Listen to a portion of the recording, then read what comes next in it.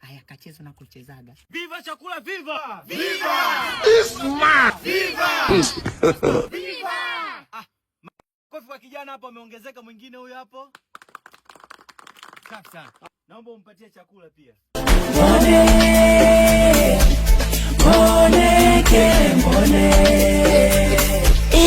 Why you always me?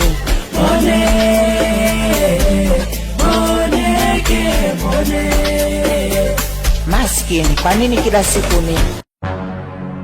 Sasa wananchi, kama ambavyo tumepokea maelekezo kutoka kwa wataalamu wetu, kijiji chetu kimekuwa kikihangaika sana kwenye majanga ya njaa, watoto kufa, lakini pia ukame.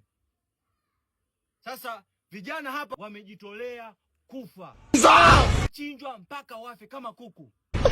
Sasa wamepewa chakula ili mradi washibe, ikiwa ni ishara ya kuondoa njaa na matatizo yote. Utaratibu hapa, wote waliochukua chakula hapo wanachinjwa mlimani kama kuku. Kwa hiyo tulia hapo. Nani kiongozi, how are you? Shalom.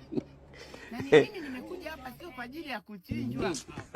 Mimi nadhani tuanze na yule. Ndio kijana mwingine aliongezeka. Kwa tunakuwa na vijana 4 hapa. Sidi. Hilo ni tayari lishajulikana na kwamba vijana ni lazima wajitolee. Kwa hiyo tayari washapatikana, ni lazima lifanyike. Mimi hapa sijaja kwa ajili ya kuchinjwa. Mimi kafara huwa irudiwi. Kula mimi sijaja kwa ajili ya kafara. Ikishatokea imetokea.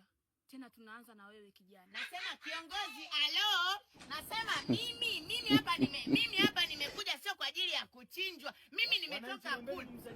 Sio wananchi. Na mimi mtoto yatima, nyumbani hatuli chakula. Mimi nakulaga tu makofi na baba wa kambo. Ndio nimepata bahati ya kuja hapa kula. Mimi sijaja kwa ajili ya kafara. Eti mimi nilikuwa pamoja na nyinyi. Mkamate huyo. Mimi hata sijala chakula. Mimi sijala. Hicho. Naam. Kiongozi, mimi hapa sijaja kwa ajili ya kutolewa kafara. Nimekuja kula. Mimi ni mtoto yatima nyumbani. Nikajua mnagawa chakula bure.